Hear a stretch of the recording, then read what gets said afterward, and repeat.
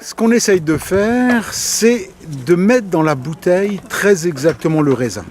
Le but, c'est de le moins possible stresser le raisin ou le transformer pour garder le plaisir originel qu'on peut avoir au vendange en croquant la baie. Voilà, c'est ça le but. Donc on commence par le sylvaner, l'auxerrois, le riesling, le muscat, pinot gris, gewürztraminer et également notre cépage rouge, le pinot noir.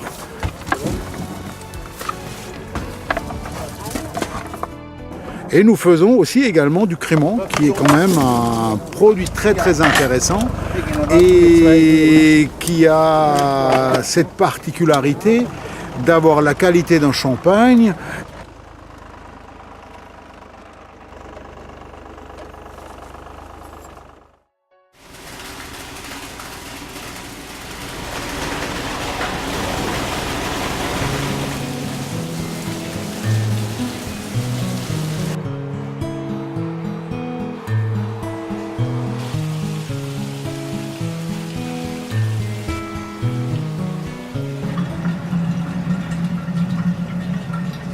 Il pousse très fort, il est en pleine fermentation.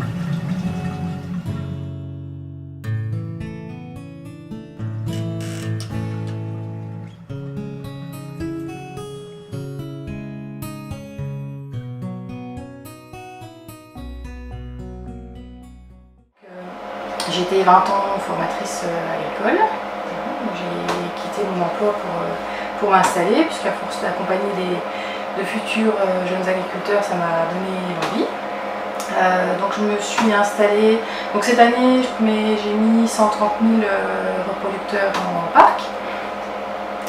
Donc j'ai fait la reproduction on va dire de février à avril. J'ai fait la reproduction. Donc je les ai mis en parc après les seins de glace, puisque ça craint le gel.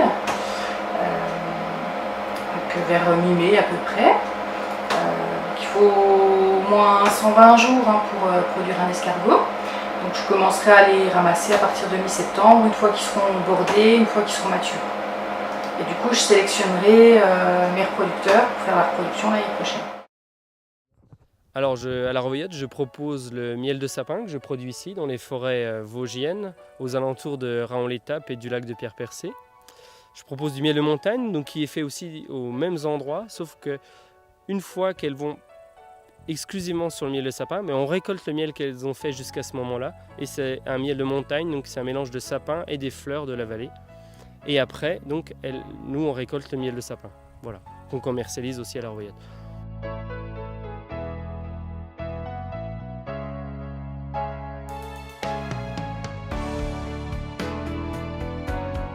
Voilà le fameux miel de sapin. Donc là, il est bien operculé. Ça veut dire qu'il est protégé de l'air et de l'humidité pour être conservé très longtemps. Et là, on voit encore quelques alvéoles qui ne sont pas operculées avec un miel très foncé, qui est le miel des sapins ici. On propose aussi le miel d'acacia. Donc on fait près de Saint-Nicolas-de-Port et Rosières-aux-Salines. On propose également le miel de châtaignier qu'on fait dans le massif vosgien mais en Alsace, dans le Val de Villers. On propose le miel de printemps, donc pareil, c'est comme le miel de sapin, c'est un miel qu'on fait avant le miel d'acacia. Une fois qu'elles vont principalement sur les arbres d'acacia, on récolte le miel et c'est un miel de printemps, un miel crémeux. On propose des crèmes de caramel, donc on caramélise le miel, on rajoute du beurre, un peu de crème et de la fleur de sel ou du chocolat. On propose aussi un miel noisette, donc c'est un mélange de miel et de noisettes à 50-50.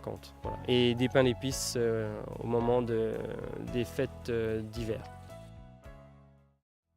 Donc en 2013, on a arrêté la production laitière parce que depuis plusieurs générations, nous faisions du lait sur la ferme. Nous sommes 3 associés, il y a Sébastien, Emmanuel et moi-même Agnès. Donc en 2013, nous avons arrêté la production laitière et comme c'était mon atelier, les garçons s'occupent de la production céréalière, comme c'était mon atelier lait, j'ai voulu faire autre chose. J'ai étudié différents projets et c'est la bière qui a retenu toute mon attention. Donc il faut savoir quand même que la bière qui est produite sur la ferme est élaborée à base des céréales qui sont cultivées chez nous sur la ferme. Donc essentiellement de l'orge de printemps.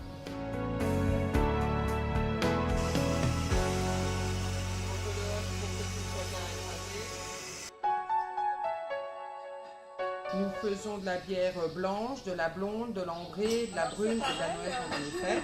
Elles sont conditionnées en bouteilles de 75 centilitres et de 33 centilitres.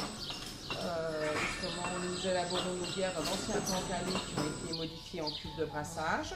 Donc nous disposons de 3, 2, 5 et une 6e cuve.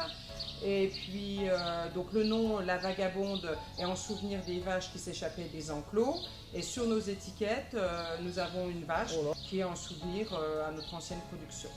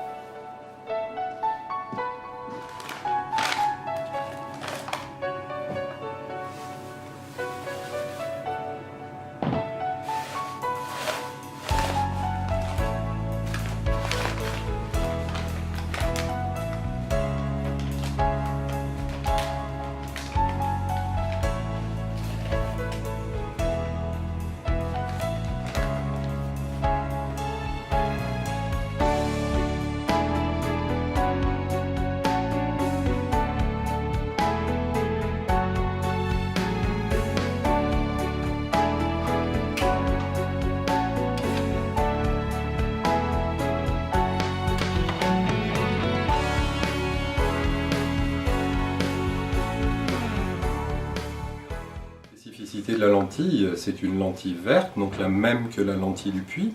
Ici, on est sur ce secteur et c'est une culture traditionnelle qui existait il y a très très longtemps.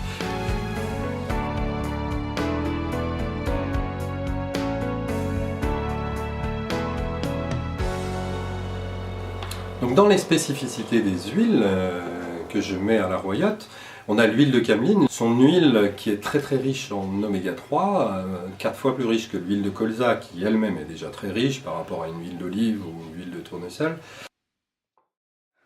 Eh bien, bienvenue à Coiffiléo. Nous sommes très heureux de vous accueillir et de vous montrer notre très beau vignoble qui est situé à 73 km d'Épinal ou des Forges, du magasin de la Royotte. Production biologique depuis 2009 sur l'ensemble du vignoble et depuis 1 an et demi nous avons pris l'option supplémentaire de biodynamie et vraiment nous en sommes ravis parce que ça donne quelque chose de plus à la vigne, bien sûr en accord avec le monde du vivant et on s'aperçoit que le raisin à la récolte a quelque chose de différent et les vins rattrapent des goûts et des saveurs d'une particularité remarquable.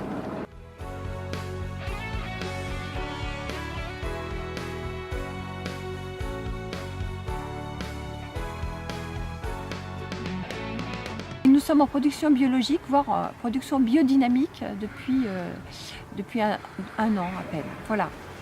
Et nous produisons donc du vin blanc, rouge, rosé, la méthode traditionnelle, Ophélia Angers Saint-Ange, et aussi quelques vins aux fleurs et aussi de l'hypocrase.